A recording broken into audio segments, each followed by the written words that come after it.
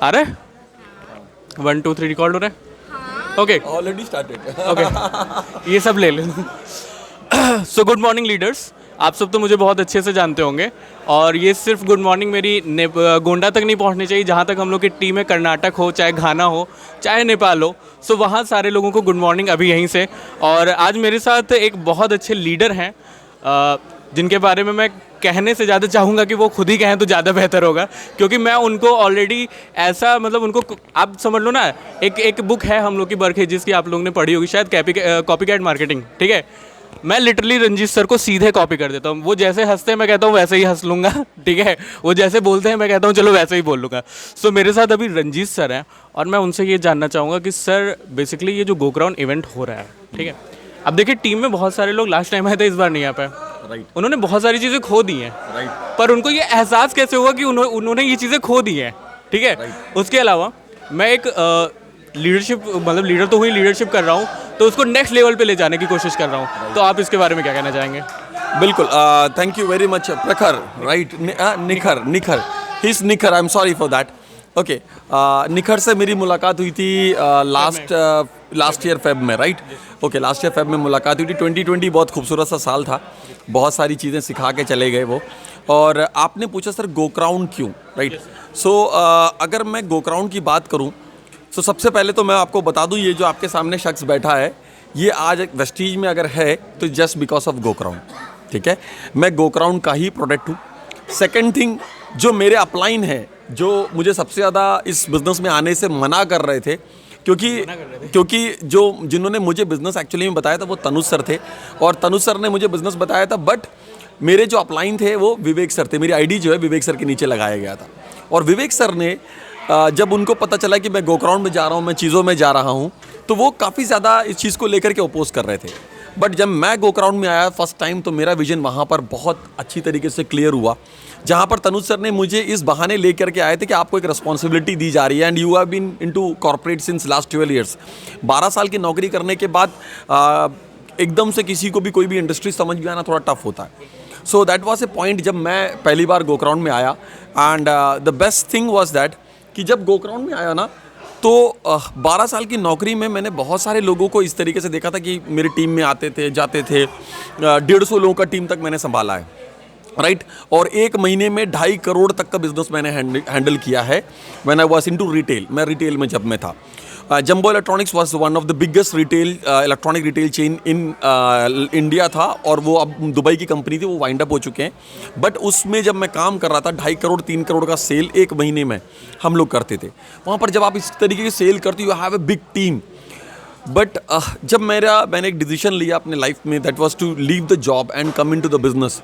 तो जब मैं बिजनेस में आया, तो मुझे वहाँ पर एकदम से वो फील आया कि वो पूरी की पूरी टीम सिर्फ और सिर्फ मेरी पोजीशन से प्यार करती थी, मुझसे कोई प्यार नहीं करता था, राइट। जैसे ही मैंने जॉब छोड़ा, वो सब धीरे धीरे करके सारे गायब हो गए। इवन मतलब कहीं पर कोई किसी को फ़ोन भी करते तो they don't use to response like the way it use to be before. And there was a time when actually I felt like कि यार बिजनेस में ही करना है कुछ अब लाइफ में, क्योंकि आप अपने जॉब के 12 साल के करियर में 1 लाख रुपए की सैलरी लेने के बाद, जिस महीने आपने जॉब छोड़ा उस दिन एफएनएफ के बाद आपके पास मात्र 36,000 रुपये आता है, एंड अगले महीने क्या आया आपके पास? 0, क्योंकि मेरे पास सैलरी नहीं आई, राइट।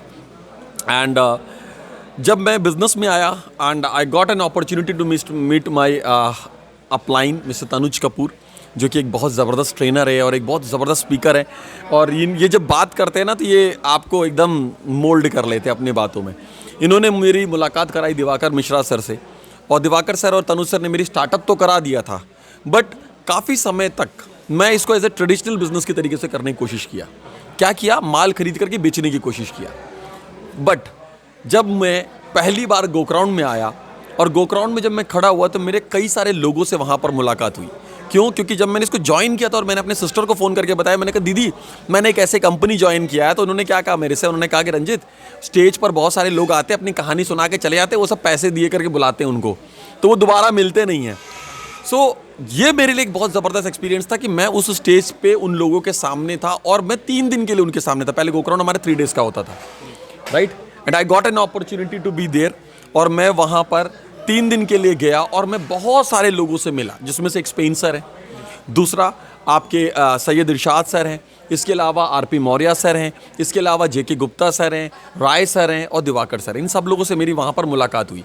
जब मेरी उन सब लोगों से वहाँ पर मुलाकात हुई और मैंने उन लोगों से एक एक करके यही सवाल किया, पहले दिन, दूसरे दिन और तीसरे दिन, कि सर वाकई में पैसा आता है, सर वाकई में पैसा आता है, सर वाकई में पैसा आता है।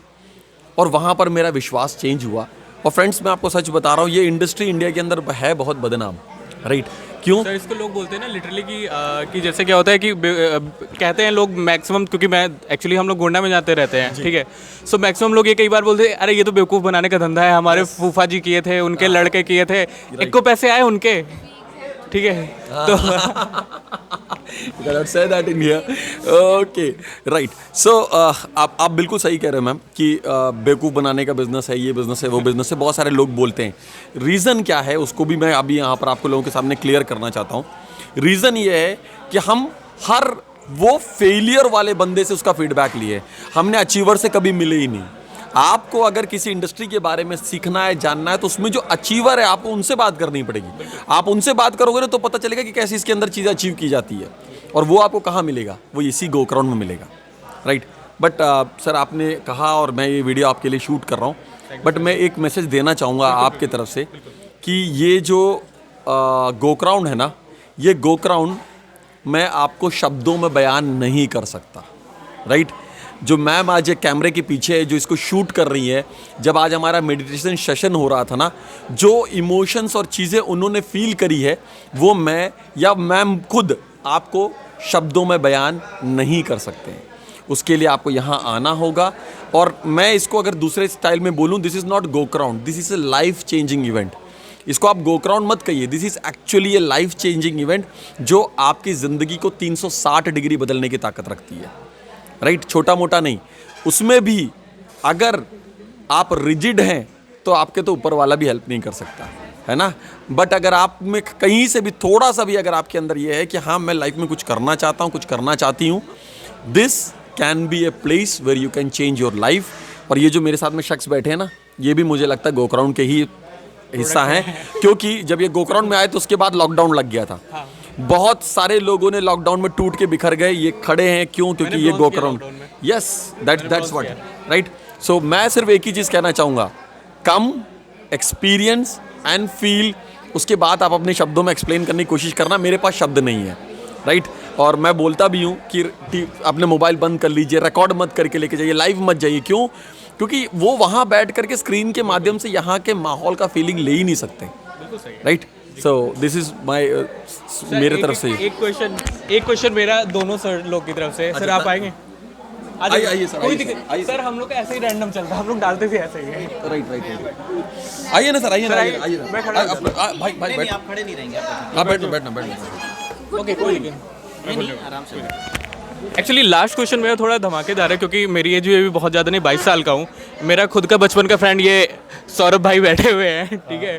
सो मेरा एक क्वेश्चन नॉर्मल से सर आप लोग से ये था कि जैसे हम लोग की एज के जो यूथ हैं, क्योंकि ऑलरेडी आप लोगों ने एक बहुत अच्छी जॉब की है, मतलब जिसको आप कह सकते हैं ना ड्रीम जॉब होती है कि बेटा उतने में ज़िंदगी सेटल हो गई, अब फिर आप कुछ भी कर सकते हो, मतलब किला फतेह कर लिया आपने, ठीक है। तो मेरा क्वेश्चन ये है कि जो हम लोग जैसे यूथ हैं, आपको भी पता है, सबको पता है कि गवर्नमेंट जॉब्स कहीं ना कहीं जा रही हैं, ठीक है, ये फैक्ट है, प्राइवेटाइजेशन होके रहेगा।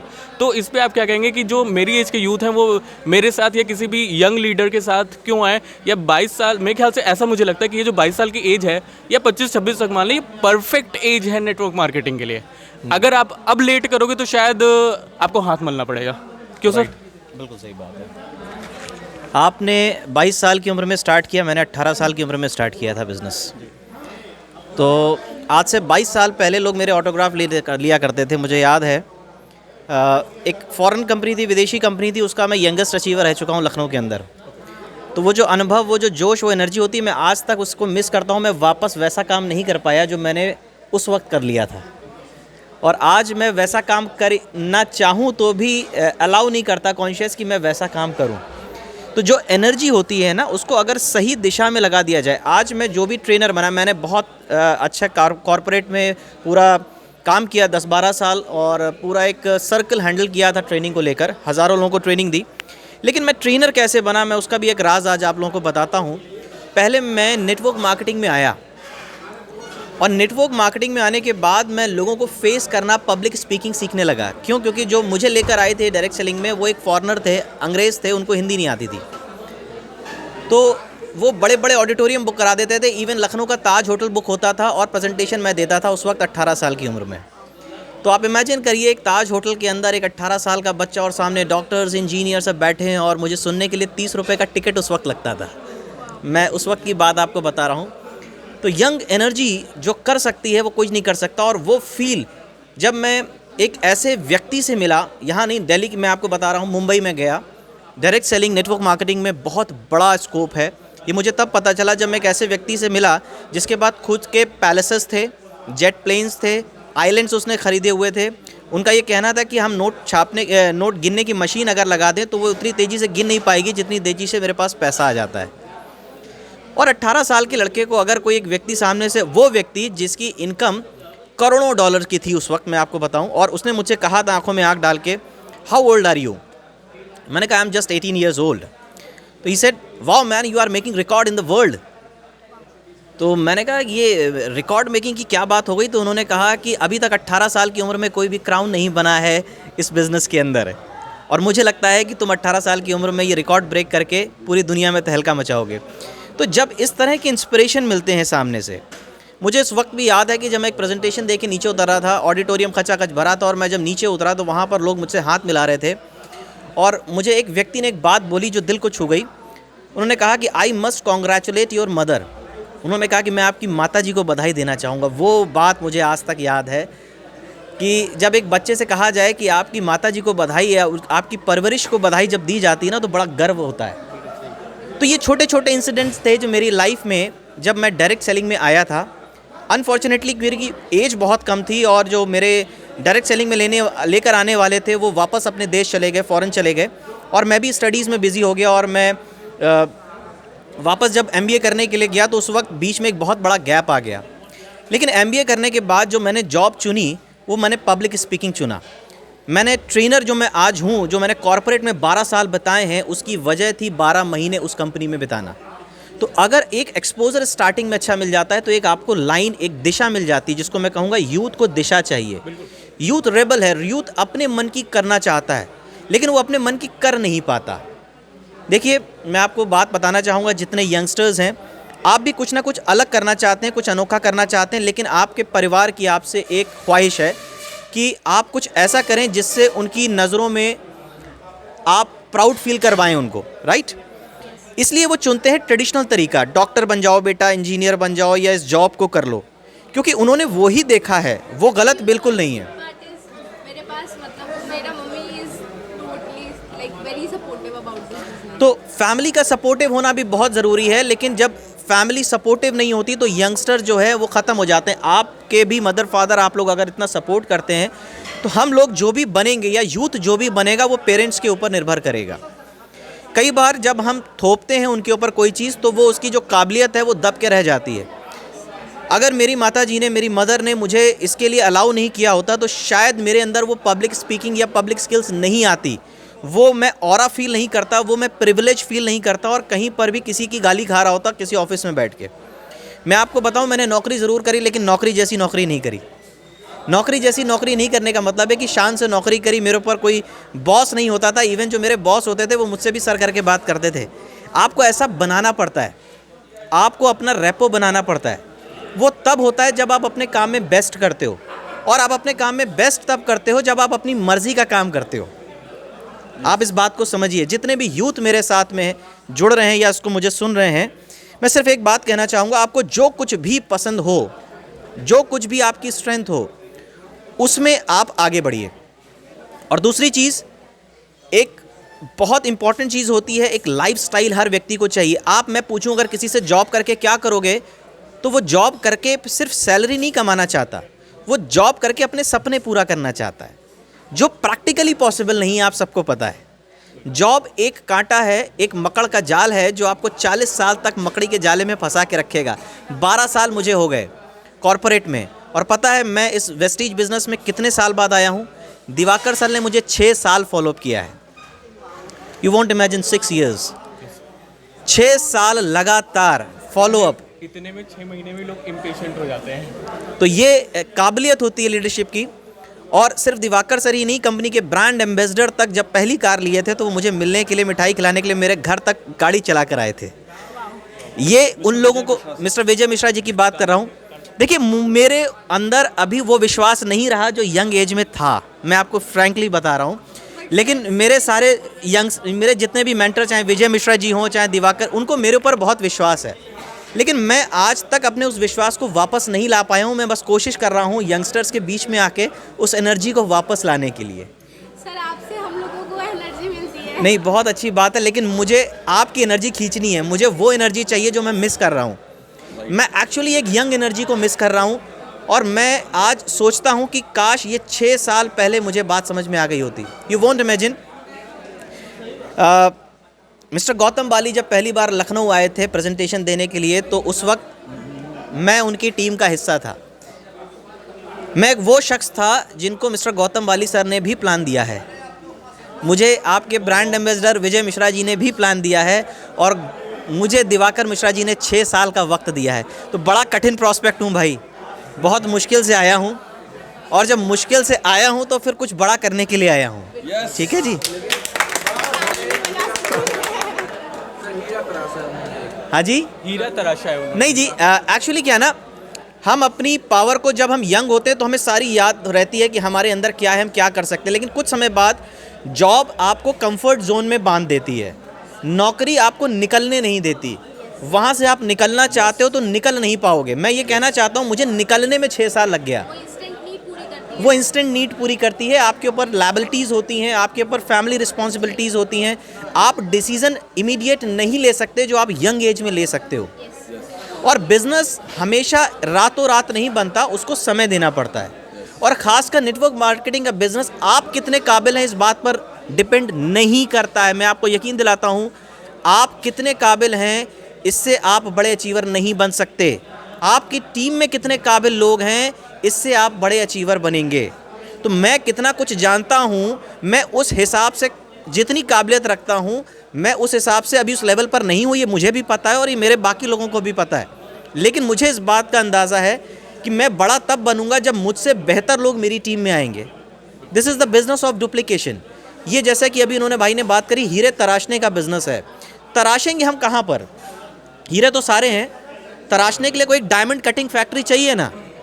आप लोग बार बार पूछ रहे हो ये गोक्राउन क्या है, गोक्राउन क्या है।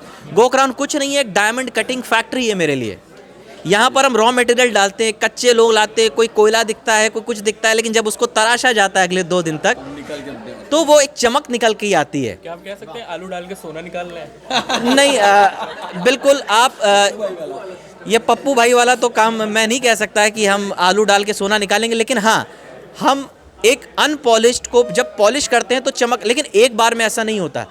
हीरा जब बनता है तो उसको बहुत सारा रगड़ से गुजरना पड़ता है, बहुत सारी पॉलिश, बहुत सारा टाइम लगता है उसमें। अगर आपको लगता है एक गोक्राउन में आने के बाद आप सुपरस्टार बन जाएंगे, तो बिल्कुल ऐसा नहीं है। आपको कंटिन्यूस एफर्ट लाने पड़ेंगे। और this is the business of duplication, transformation of belief. इस बात को समझिए, अभी हम आपके साथ बात करके अपना विश्वास आपको ट्रांसफ़र करना चाह रहे हैं, एक मैसेज, एक वीडियो मैसेज के ज़रिए। लेकिन ये ऑरा हम आपको ट्रांसफ़र नहीं कर सकते इस वीडियो के अंदर। ऑरा को फील किया जा सकता है। वो जो हम मंदिर, मस्जिद, गुरुद्वारे के अंदर बैठकर जो पूजा करते हैं ना, जो वहाँ का जो ऑरा होता है ना, वो एकदम डिफरेंट होता है आपके घर के ऑरा से।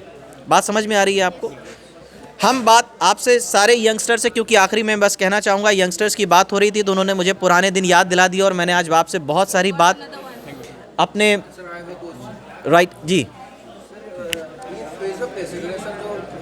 मैं किसी की फीलिंग को हर्ट नहीं करना चाहता, लेकिन सर जो 2 ही लोग होते हैं, कोई बिजनेस प्लान हम बताते हैं, सर वो बताते हैं कि जितना तुम्हारी उम्र है बेटा, उससे ज़्यादा तजुर्बा है हमारा। हाँ जी, बिल्कुल। और आप इस बात में क्या कहते हैं इस पर? आप हाँ जी, हाँ बिल्कुल बिल्कुल दीजिए। एक्चुअली मैं नाम नहीं लूँगा। मैं गोंडा में बैठा हुआ था, तो एक वो बड़े बैंक के मैनेजर हैं, ठीक है, तो मैं उनके पास गया प्लान दिखाने। तो अच्छा, अब एज भी वही है, तो अच्छा, इसके पहले सर मैंने फ़ोन्स की वेबसाइट वगैरह बनाई थी, तो उससे ठीक ठाक पैसे आ रहे थे। अगर 20,000 रुपये 18 या 16 साल की उम्र में आ रहे हैं तो बहुत है महीने के, ठीक है। तो जब मैंने वो अचानक से बंद किया तो घर वाले तो वही कहने लगे कि बेवकूफ़ हो क्या कर रहे हो, जो कर रहे हो वही करो नहीं, आपने चुपचाप। उसको बंद क्यों किया पहले ये बताइए। सर बंद करने का रीज़न मेरा सिंपल सा ये था, क्योंकि मैंने वेस्टीज़ देखा और मुझे सच बताऊं कि मुझे वेस्टीज़ ज़्यादा अच्छा लगा था। टाइम मैनेजमेंट जानते हैं आप? बिल्कुल सर, लेकिन अगर आप टाइम मैनेजमेंट जानते हैं, अपने स्किल को कभी भी लॉस मत करने दें। ओके वो यहाँ पर भी मैंने काम भी यही आ बोला था, मैंने भी यही बोला था। सकता है। बिल्कुल नहीं। सर इस पे एक रिप्लाई दे रहा था मैं भी। पैसिव इनकम के लिए भी सर एक्टिव इनकम भी जरूरी है। नहीं, वो नहीं, बात नहीं। नहीं है सर, आप actually- अपने पैशन को कभी मत खत्म करिए। आपके अंदर जो स्किल है वो आपको आगे बहुत एक्चुअली इस पे पॉइंट मेरा ये था सर जी। कि क्योंकि स्टूडेंट भी था, वो भी मैनेज कर रहा था, तो कहीं ना कहीं ऐसा लगता था ना, जैसे शुरू में मैंने किया है क्या कहते हैं गोंडा में, जब दिवाकर सर खुद प्लान दिखाने आते थे तो बस चाचा बुला लेते, शशांक सर को चाचा बोलता हूँ, ठीक है, तो वो बुला लेते थे, हम लोग जाते थे पीछे वैसे ही बैठे रहते थे। अच्छा, जाना क्यों पड़ता था? क्योंकि चाचा बुलाए हैं तो जाना तो पड़ेगा ही, नहीं तो डांट खाएंगे, पापा से बताएंगे। तो जब जाके बैठते थे तो एक चीज़ समझ में आई, उसमें वो बड़ी क्लियर समझ में आई थी कि फ़ोन का बिजनेस कर रहे हैं, बंदा मतलब जिसको हम लोग देते हैं वो अगर आ रहा है तो ठीक है, नहीं आ रहा है तो हमें बार बार उसको फ़ोन करना पड़ रहा है, पढ़ाई का लॉस अलग से हो रहा है। यहाँ पे मैंने 4 घंटे 5 घंटे का एक शेड्यूल बनाया कि मैं इतनी टाइम जूम मीटिंग करूँगा, इतनी टाइम जाके मिलूंगा उनसे, तो मुझे ये लगा कि ये ज़्यादा, मेरे ख्याल से मुझे लगा कि ये ज़्यादा लॉन्ग टर्म में चलेगा। अच्छा, वो स्टोरी जो आपकी थी ना, मैं उसको थोड़ा कंप्लीट करता हूँ। सो एक बड़े मैनेजर वहाँ पे बैठे हुए थे, तो वो मुझसे सर बात करने लगे। अच्छा, ये 1 साल पहले की बात है, वही फेब में जब आया था उसी के पहले की। तो उन्होंने कहा कि बेटा ये जो बाल है ना, ये ऐसे सफ़ेद नहीं हुए हैं, तो मैं मोस्टली लैपटॉप पे प्रेजेंटेशन देता हूँ। तो मैंने उनकी तरफ लैपटॉप किया, हम कहे सर मैं आपकी रिस्पेक्ट करता हूँ पर मेरी 2 फाइल करप्ट हैं, प्लीज़ इसको आप सही करके दिखा दें। तो उन्होंने कहा ये क्या बेटा, ये क्या चीज़ है? तो मैंने सिंपली कहा सर आपके बाल सफ़ेद हुए मैं मानता हूँ, बट सर वो एक्सपीरियंस दूसरा है, मैं बहुत छोटा हूँ आपसे लेकिन एक्सपीरियंस दूसरा है, और वो आज मेरी टीम में है। बहुत अच्छी बात। वो आज मेरी टीम में है। तो यहाँ पर बहुत ज़रूरी बात इन्होंने कही कि एक चीज़ होती है ना कि जब हम फॉलोअप करते हैं या किसी बुज़ुर्ग से मिलते हैं तो हमें क्या करना चाहिए, वो बात इन्होंने बहुत अच्छे तरीके से बताई कि जब हम किसी को रोकते हैं, किसी को दबाते हैं तो वो सर उठाकर बात करता है, और जब हम किसी को उठा देते हैं तो वो कैसे बात करता है। ये सीधी सी थ्योरी यहीं पर काम करती है। जब आपकी किसी से लड़ाई हो रही हो और आप किसी को दबाएं, ऐसे दबाइए ना, तो वो कैसे बात करेगा? तन जाएगा। और जब किसी को उठा देंगे तो कैसे बात करेगा? तो ये थ्योरी होती है जब आप किसी के फॉलोअप में जाते हो, और अगर कोई आपको कहता है कि मैंने बाल धूप में नहीं सफ़ेद किए, तो आप क्या कहेंगे कि इसीलिए तो मैं आपके पास आया हूँ। बिल्कुल। और ये बात उनको ऊपर उठा देगी कि सर इसीलिए तो मैं आपके पास आया हूँ, किसी बच्चे के पास नहीं गया, मुझे तो आप ही का अनुभव तो चाहिए। आपने अपनी ज़िंदगी में जो अनुभव लिया है उसी से तो मैं सीख कर अपना जीवन बनाऊँगा। प्रश्न ही उत्तर है। ठीक है जी, तो आप इस बात को बात करिए वर्ड है उनका, एक सेंटेंस है जी। कि शिव गोस्वामी, तो वो कहते हैं कि अगर इतना ही तजुर्बा है तो तजुर्बे से रोटी बना दो। नहीं, देखिए वो एक एरोगेंस हो जाएगा। हमें रिस्पेक्ट करनी चाहिए अपने सारे लीडर्स की। नहीं, वो जब हम स्टेज पर कोई चीज़ बात करते हैं तो वो मोटिवेशन में काउंट हो जाती है, लेकिन जब हम फेस टू फेस बात करते हैं, जब हम फेस टू फेस बात करते हैं तो वो डायलॉग्स नहीं बोल सकते। सर रिस्पेक्ट सबकी करनी है। ठीक है, मेरा पर्सनली ये मानना है ना कि कितना भी एरोगेंट इंसान हो, कोई भी हो, कितना भी हो, होते हैं लोग, आप नॉर्मली उनके सामने छोटे बने रहो। सर आप ही को सब आता है, आप बहुत अच्छा कर रहे हो, बट ये जी देखिए मैं बड़ी एक छोटी चीज़ इस पर ऐड करता हूँ, राइट। सबसे पहले तो आप एक चीज़ को समझ लीजिए, इस बिज़नेस के अंदर आप जितने लोगों को प्लान दिखाओगे उतने लोग इसको ज्वाइन नहीं करते। बिल्कुल ठीक है, इन्होंने 6 साल लगाया, मैं ज्वाइन करने के बाद 6 महीना लगाया। ठीक, 6 महीने तक सिर्फ इस वजह से मैं नहीं आया क्योंकि मैं गोक्राउंड और चीज़ों का हिस्सा नहीं था। पहला गोक्राउंड, दूसरा गोक्राउंड होने के बाद सर मेरे ख्याल से छठे गोक्राउंड में मैं आया था ना, लगभग आप समझ लीजिए 6-7 महीने का भी मैंने भी टाइम लिया, राइट। बट वन थिंग, इस बिज़नेस के अंदर अगर आप आए हैं, सफलता का सिर्फ एक ही मंत्र है, हैशटैग शो द प्लान। क्या? Hashtag show the plan. Photo खींचो, hashtag show the plan, team में डालते रहो। खुद आप अगर 2 प्लान दोगे, आपकी टीम में से भी हर बंदा 1 प्लान दे देगा। ठीक, मेरे अपलाइन एक ही काम करते हैं, उनका नाम है विवेक सिंह। ठीक है, प्लान बिजनेस सर ने बताया, बट मेरे अपलाइन मेरे विवेक सिंह हैं। ठीक है ना, वो सिर्फ एक ही काम करते हैं, वो फ्रंट से लीड करते हैं। आज भी अभी आप व्हाट्सअप का मेरे सारे ग्रुप खोल के देख लो, हर ग्रुप में कम से कम 4 फोटो पड़े होंगे उनके। ठीक है, क्या है, meeting number 1, meeting number 2, meeting number 3, meeting number 4। अब आप बताओ मैं कैसे शांत बैठ सकता हूँ? सही बात है। अब मेरी टीम के लोग कैसे शांत बैठ सकते हैं? अब एक बात बताइए, अगर उनके बाल सफ़ेद हुए हैं धूप में या जैसे भी है, आपको क्या लेना देना? एक छोटा सा सवाल पूछता हूँ, जवाब दीजिएगा जोर से, थोड़ा यहाँ तक आवाज़ आए। सपने किसके? मेरे सर पूरा कौन करेगा? हम करेंगे तो फिर उनसे क्या लेना देना? सर, लेकिन इमोशन हर्ट कर देते हैं। भाई इमोशन तो हमेशा हर्ट होगा। आप एक बात बताओ तब तक आगे नहीं बढ़ेंगे। यार- गांधी जी को भी हर्ट किया गया था, देश आजाद करा दिया देखो। Right right. मैं रिटेल स्टोर पे था, मैं बिग बाज़ार का स्टोर मैनेजर था, ठीक। एक दिन के वॉक इन 550 के आसपास होता। कितने? 550। और आपको पता है बिलिंग कितनी होती है? मुश्किल से 105 125, ठीक। बट वो 125 बिलिंग में 2 लाख रुपए का धंधा होता है, ठीक। बट 400 लोग पता है क्या करने आते हैं वहाँ पे? सिर्फ टहलने आते हैं। बिग बाज़ार 90% लोग टहलने जाते हैं, ठीक। और अगर कहीं न्यू ईयर हो गया, 25 दिसंबर हो गया, ईद हो गया, कुछ आ गया, दिवाली आ गई, तो भाई साहब वो 500 की वॉक इन 1000 हो जाती है। और पता है आपको क्या होता है? अंदर जाएंगे ट्रायल रूम में, कपड़े के ऊपर कपड़ा पहन के निकल जाएंगे, और कुछ नहीं होता है, राइट। बट आपको समझना क्या है, जो बच्चा वहाँ फ्लोर पे खड़ा है उसका सिर्फ उसके आदमी के ऊपर फोकस होता है कि लेने वाला कौन है, राइट। वहाँ पर भी आप हर बंदा आएगा पूछेगा भैया ये टीवी कितने का, ये फ्रिज कितने का, ये वॉशिंग मशीन कितने का, ये कितने का, वो कितने का।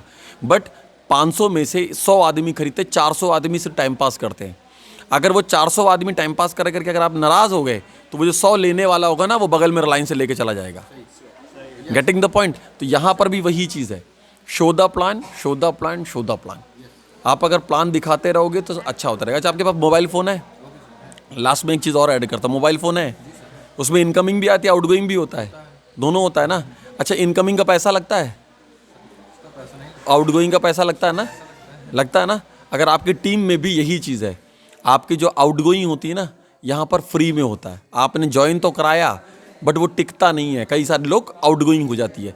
बट अगर आपने मेहनत करके इनकमिंग नहीं लाए ना, तो धीरे धीरे आपका वॉल्यूम छोटा होता जाएगा, वहीं पर आपको दिक्कत आती है, राइट। जो मैंने पिछले 2 साल में सीखा है, इनकमिंग बढ़ा दो, आउटगोइंग अपने आप होती रहेगी, आप रोक नहीं सकते।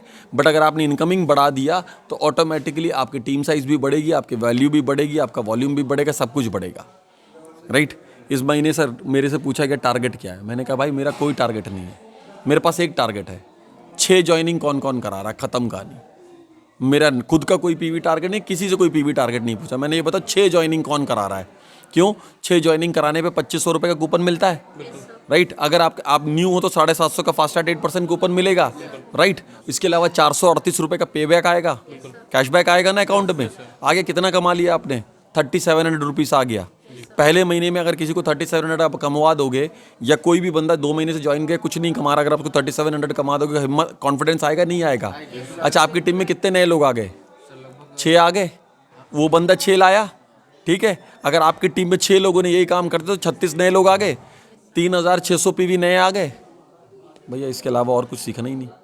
तो जो भी हर्ट कर रहा है उसे बोलो नेक्स्ट, चले अंकल जी बाय बाय, फिर से मिलते हैं, ठीक है ना।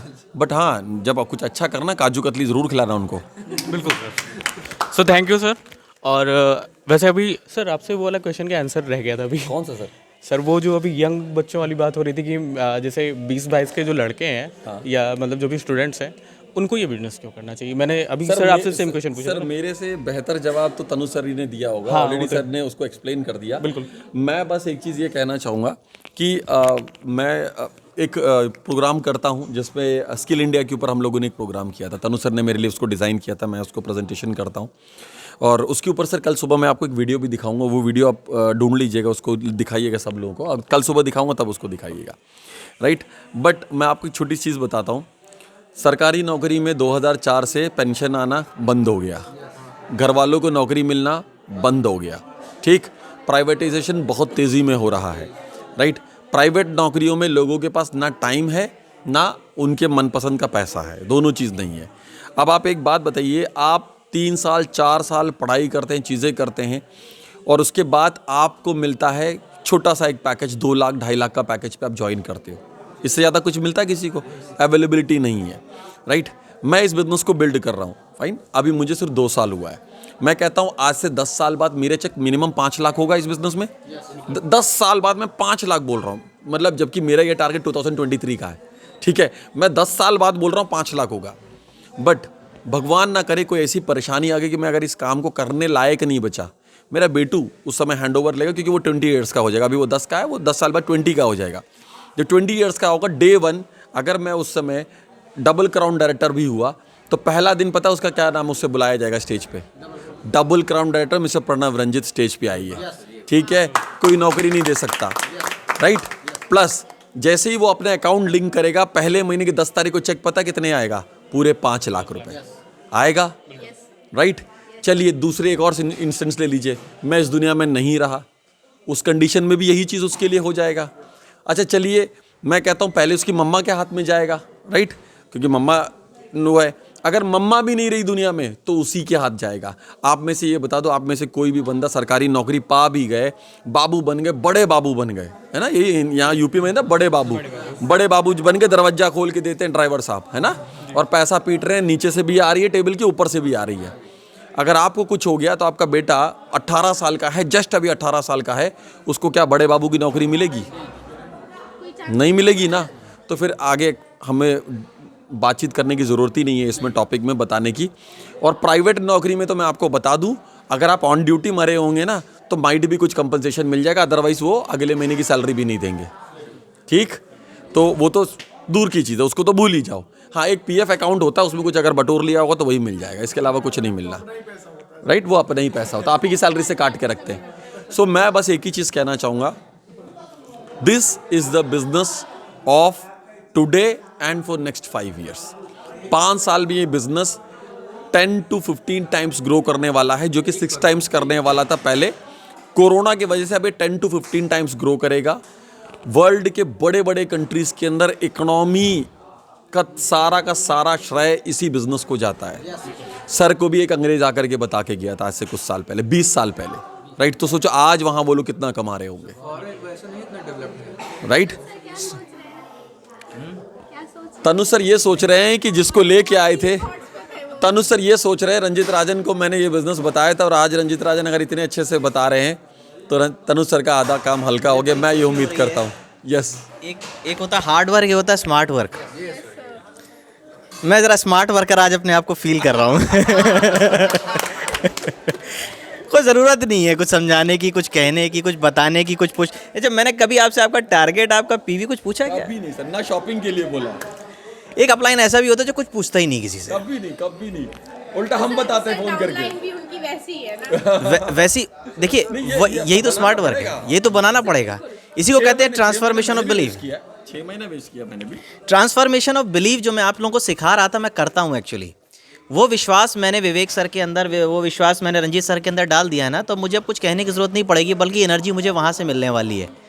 अपलाइन बार बार अगर कहे तू कर सकता है, तू कर सकता है, तू कर सकता है, तू कर, तू कर, तू चल, तू कर, तू चल, तू कर, तो फिर वो आप अपलाइन नहीं हो यार, फिर आपने स्मार्ट काम नहीं किया, फिर आपने जो है वही काम किया जो नौकरी में करते है ना। अब यहाँ के लाइट भी बंद हो गए, कह रहे अब जाओ। काम कुछ ऐसा होना चाहिए कि